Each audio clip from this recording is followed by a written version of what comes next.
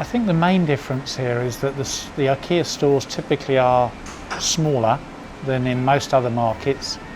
IKEA is typically known for sort of big blue box retailing, usually out of town, whereas of course here all of our stores are located in shopping malls and they're a little smaller than a typical IKEA store, so that's the main difference.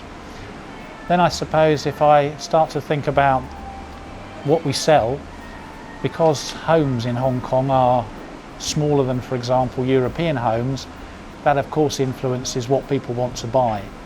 So although the range that we sell is similar in some respects, the way we present the range here in Hong Kong is quite different compared to, say, Europe or North America. And if you look in the stores that we have here, we design the room settings more in accordance with local needs, so that consumers can relate to what they see in the store. We work with something that internally, it's a sort of like an internal language that we use, something called democratic design. And what that really means is that anything we sell has to meet a number of different design criteria. So we do want it to be durable, we want it to be very functional, it's got to actually be good at what it does, we want it to be low price, good design, etc. So it's not, within the range that we sell, not good enough for an article to simply be a low price. It has to meet other criteria as well. So that's how we try to find this balance between, as you say, affordability, not only affordability and durability, but for example, the environmental impact that, as you know, when you produce an article, and also when the article, after it's at the end of its life, you know, what's going to happen to it.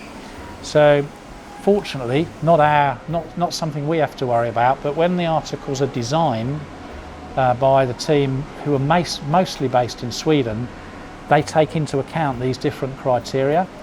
And when the product has been designed, before it goes for final production, it has to be signed off by a kind of evaluation committee to say, does this article meet these different criteria? Some don't, and then they have to take another look. But once an article has been signed off, it meets the following criteria, only then does it go into production. Actually, it doesn't change, it doesn't vary very much, to be honest. If you shop with us here in Hong Kong, or you were to be shopping with us in a major European city, to 95% you could buy the same things, actually. And that's pretty much the same for IKEA worldwide. But obviously, within our range, the articles that people are interested in, that varies a lot. So if I take a simple thing like this table, for example, here in Hong Kong we would sell typically smaller tables, and also people are more interested in furniture that's more versatile. So we have tables that expand, and tables that are foldable, tables that you can store on the wall, and that's more interesting for people who are living in smaller spaces.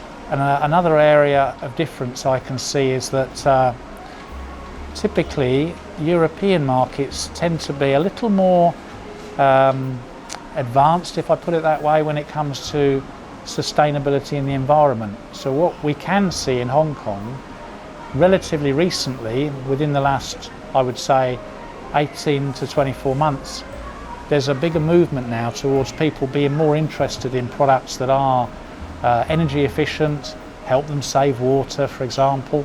So that's a relatively recent development, I would say, on this market, but one which we welcome very much.